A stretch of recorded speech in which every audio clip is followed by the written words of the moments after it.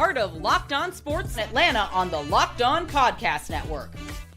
Your team every day.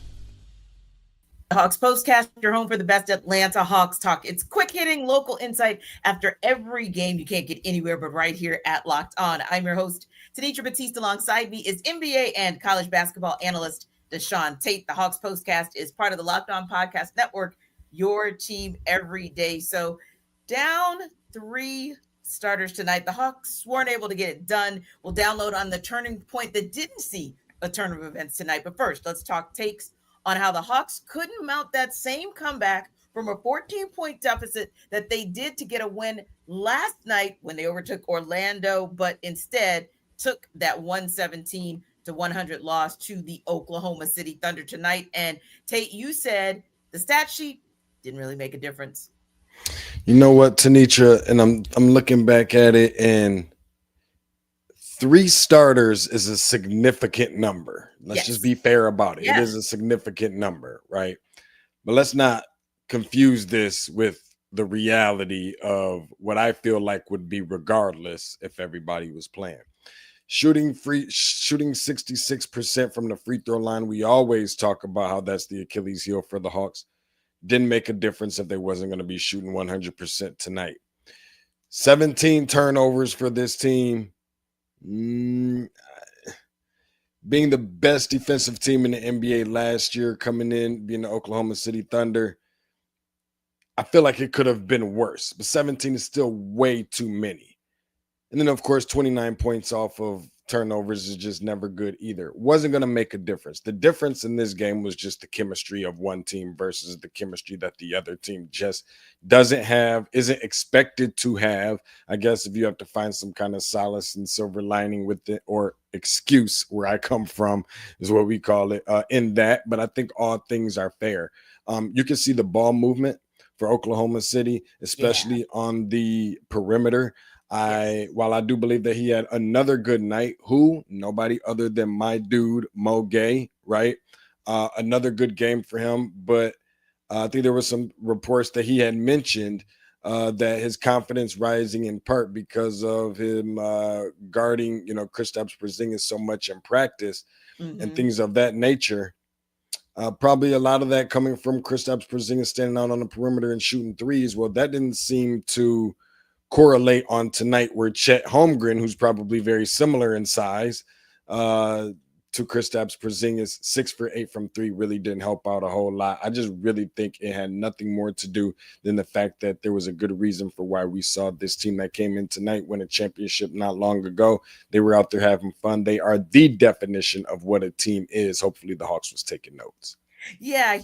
A tough way to go, because you're thinking, okay, the Hawks, yes, they're coming off a back-to-back.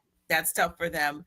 But let's not play like Oklahoma City didn't have to play 2 double overtimes in their first 3 games. It's a good point.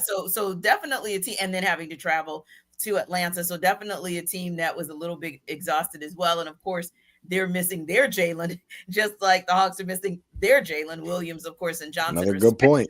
Yeah. So, I mean, both teams coming in with some kind of setbacks, if you will.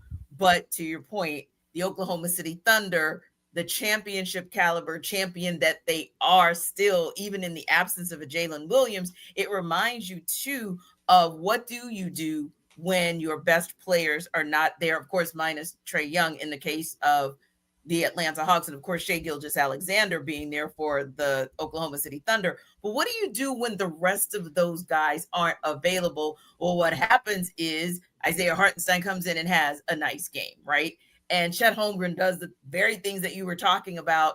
And then you get all of those other guys to come in and make something happen, right? So, meaning their bench had a nice night to say that they were on the road. When you have 4 players coming off the bench, 1 in double digits, another almost in double digits, and everybody just contributing, then you kind of look at the Hawks. And again, we understand tired legs, if you will, and they got some decent play out of some members of the bench. We'll talk about that a little bit later. But ultimately speaking, like you said, it's one of those things where you see what it takes to be a champion when you're not at 100%. and what it looks like when you're not quite there at championship level, when you're not 100%. And that's what we saw in the difference in this game, Hawks versus Thunder.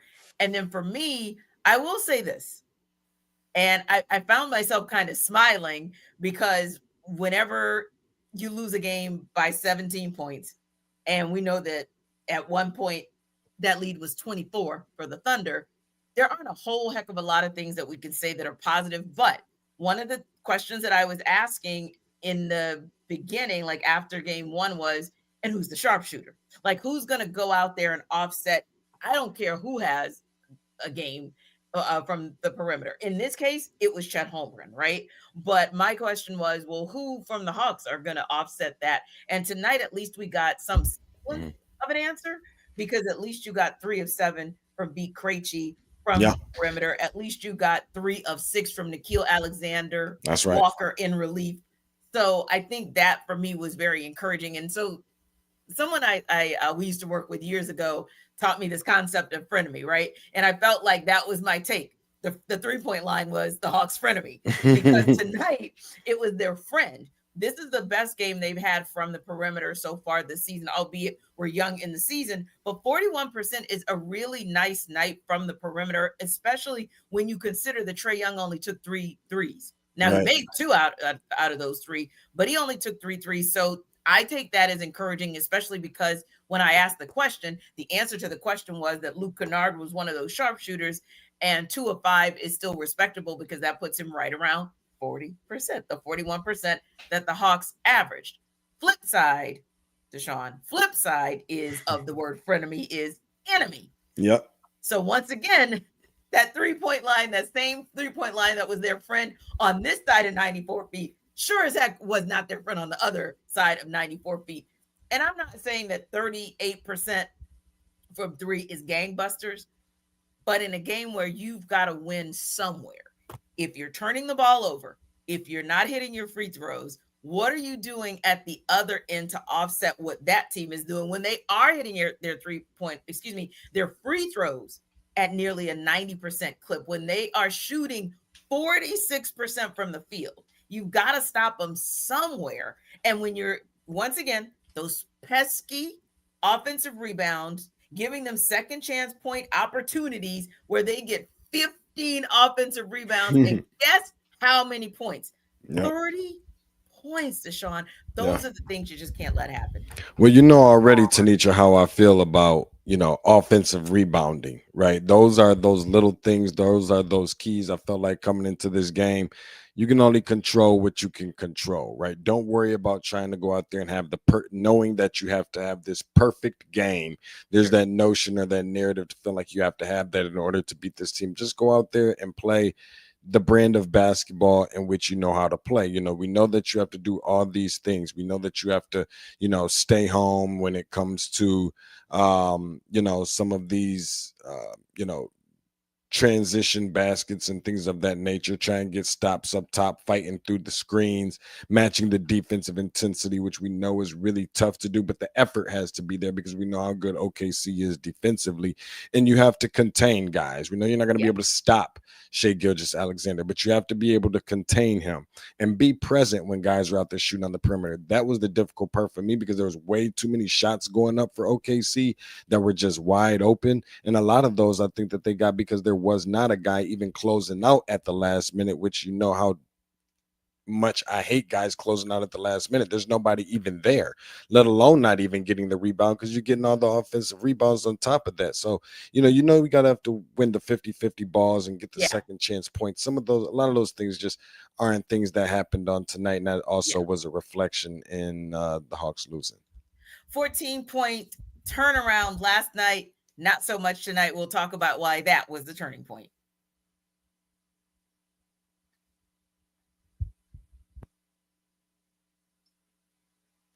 This episode of our Hawks Postcast is brought to you by DoorDash. The NBA season is heating up, and DoorDash has found the perfect way to keep fans in their bag all season long. Whether you're watching for the highlights, your fantasy team, or just your favorite player, DoorDash makes every game night even better. DoorDash is the official on-demand delivery platform of the NBA, and they're celebrating with something called the Bag Drop. So every time an NBA player scores 50 points in a game, DoorDash drops 50% off your order with DoorDash Dash Pass the next day. And you're automatically entered for a chance to win the ultimate fan bag. We're talking player-inspired drip, exclusive gear, and stuff you'll actually want. So next time someone goes off for 50, use promo code NBA50 the next day to get 50% off on DoorDash with Dash Pass. Plus your shot at that bag drop. So Dash Pass members only 50% off up to $10 the day after a 50-point game with promo code. Terms apply. No purchase necessary. Ends April 13th. Open to U.S. residents 21 or older. Visit DoorDashInYourBag.com for full details. DoorDash, in your bag all season long. This episode of our Hawks Postcast is brought to you by Robinhood. Your ambition just met its match. With Robinhood, you play for the win, not just on game day, every day. Locking in on every opening, beating your PR, beating it again. Channel that drive into your money. Robinhood puts you in control of your money. Trade stocks and ETFs, options, futures, and crypto, all on one platform, which is super cool. You can now build and execute your own trades from a desktop with Robinhood Legends advanced tools, or take advantage of the new Robinhood strategies with a tailored portfolio managed by a team of experts. You expect more from yourself. Expect more from your money. Get started today at Robinhood.com/yourmoney. Again, that's Robinhood.com/yourmoney. Your money, your move. This episode of our Hawks Postcast is also brought to you by Game Time. Basketball season is officially here, and nothing beats being in the arena for those opening games. But let's be real. Getting tickets can be a total headache between waiting in queues, surprise fees, and prices that jump right before checkout. It's easy to get frustrated when all you want to do is cheer on your team. That's where Game Time comes in. The app that gives fans the advantage. It's your ultimate life hack for scoring amazing NBA tickets fast, easy, and stress-free. So you can use Game Time to grab seats for the Atlanta Hawks once they come back from a road trip, and couldn't even be simpler. You can have great seats in minutes, and you'll love that what you see is what you pay. No hidden fees at checkout, and you can even find NBA tickets for under $25. So take the guesswork out of buying NBA tickets with Game Time. Download the Game Time app, create an account, and use code LOCKEDONNBA for $20 off your first purchase. Now, terms do apply. That's code LOCKEDONNBA for $20 off. Swipe, tap, ticket, go.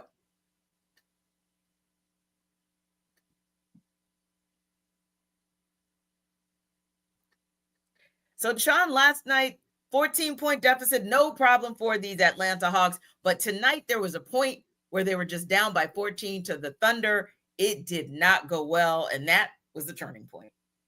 Time to reveal where the game was won or lost. It's the turning point. So last night, we talked about this 14-point deficit that the Hawks faced against the Orlando Magic. There were a couple of runs. There was a 14-3 run that started in the third quarter. Then there was a 15-0 run in the fourth quarter that really sealed the deal for the Hawks against the Magic. So you got to a point, and granted, the Hawks were down by as many as 24 tonight against OKC. But ultimately, the Hawks at some point were down 14 in the third quarter. You're thinking, oh my, it's about to go down again. Like maybe they'll put this together again, have the momentum swinging their way, and not so much. OKC outscores Atlanta 39-25 in that third quarter, and that really was the turning point of the game. But for you, what was the difference in what you saw in the Hawks' performance in the third quarter tonight versus last night? I think it was just a matter of OKC really just cutting the Hawks down, to a degree by just doing the simplest things, the simple basketball form, the simple basketball play, the fundamental things, the basics, just the making the game simple sometimes I feel like frustrates guys. And a lot of times when the Hawks end up coming away with wins, not saying every single time, but for example, on yesterday last night in the first game of the back-to-back against Orlando, you can kind of see that there were some inexperienced moments in big time games from Orlando's players that you didn't see from OKC because of their early success. And obviously that goes back to the chemistry that we talked about the first time and all that kind of stuff. It's almost like, and ball players know about this, or no matter what sport it is, it's almost as if when you're just going out there and the guy is just on a tear, it's like he can't miss. And there's people out there that just, that particular player is trash talking you. Sure, that can be a little bit bothersome because it's like, this dude just not shut up. But sometimes I feel like it's even worse when there's somebody out there that's doing that and they're just being completely quiet. It's just completely silence. Like they're just torching you and not saying anything to you at all. They're just playing very good, fundamentally sound, basic brand of basketball, winning basketball, and no trash talk coming behind it. That felt very much and feels very much like the Oklahoma City Thunder. You have no choice but to tip the cap, and you have no choice but to give them their respect, because not only do they take it, but they have also earned it. I think for me, another point that was a turning point in this game for me was in the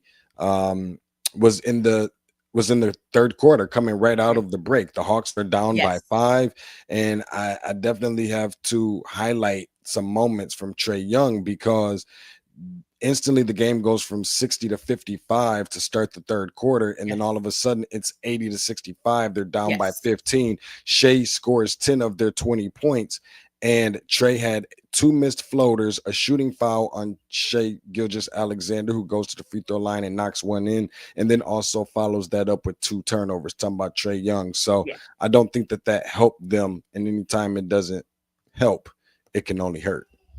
Yeah, I want to go back to what you're talking about as far as the Thunder go, because I was talking to some of the media members tonight, and we were saying that it was really quiet in State Farm Arena to begin, but all of a sudden it kind of livened up. But when you looked around, there weren't really a lot of Thunder fans there per se. There were actually a lot of Hawks fans. And I said, the Thunder are sneaky at a whole lot of things, meaning sneaky good, meaning they don't have some rock star fan base that comes there and outnumbers the Hawks. Don't do it. They don't get on the floor and talk a lot of trash as far as you can see.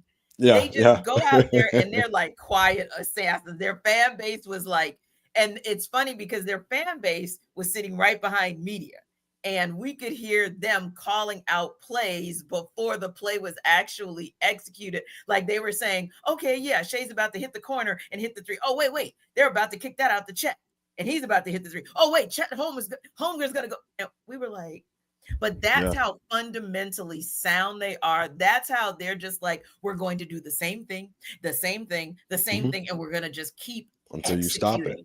Exactly. And they're going to dare you to stop them. And that's what we saw in that third quarter. And in addition to, as you mentioned, the Hawks had as many turnovers in the first 7 minutes of the second half, which was 6, as they had the entire first half. And they ended up with 8 turnovers. And as we talked about earlier, the pesky opportunity that you gave the Thunder for second chance points. That's right. Offensive rebounds in the third quarter. That can never happen with that team, because that team is going to find a way to make you pay. They're going to find a way to score. And then just going back to what you said, and I know you were kind of saying like stats, they didn't necessarily make the decision, or they don't always tell the complete and total story. But in that third quarter, they told a pretty damn story. Yes, they did. In that third quarter, yes, they did. Look at every stat, and literally OKC won everything. 54% to 42% from the field. 46%. And the Hawks barely went out on him with my take. 50% to 46 from 3. So, okay. But the OKC didn't kind of cool off, because, they shot like 38%. So it was still a strong quarter 3-point wise. For sure. DeShaun, they made every single free throw. They had 7 of them. Of course Hawks they did. made 2. But the point is, they had 7 and they made 7. And then, like we just talked about, they out-rebounded the Hawks 10-4, 5 of which of those rebounds were on the offensive end. So when you look across the stat line and 7 steals in 1 quarter, Right. that's pretty much the reason that we didn't see the Hawks replicate what they did last night when they were down 14, not tonight. I'll just say this one last thing. One person I'm really proud to see him growing in the development. You can see it there. Going to be a very nice asset and piece to this team. About time. I feel like something optimistic is coming out of some draft picks. Asa Newell on tonight, having a double-double, 12 points, 10 rebounds. Got to wake that up. That right there is going to look so minute, so minimal in comparison to some other things that I think we're going to see him do later on this season. Yeah, and it needed to be said. We don't want that one to go without saying, because in a game where you saw Kristaps Porzingis unavailable to go again because of the flu-like symptoms, we got shocked because something went wrong with Jalen Johnson last night. He played the entirety of the game pretty much, but then he can't go tonight due to ankle. Zachary Reese-Shai was out as well, but he's expected to possibly come back on Monday. But that said, you've got those 3, and that was really a downer, if you will. But yeah, look at the bright spot, which was indeed Asa Newell, and another nice game from the Rook. The Hawks Postcast is the #1 place to hang out after every game. Remember to like and subscribe to our YouTube channel. And for more on the Hawks, head over to Locked On Hawks with our guy, Brad Rowland. We'll see you next time.